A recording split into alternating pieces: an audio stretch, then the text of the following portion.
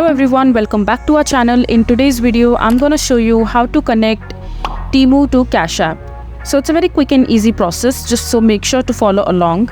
So first of all, just open your Temu app on your smartphone, and after that, just click on this U icon at the bottom of your mobile screen, and here just scroll down and click on settings. And now just click on your payment method.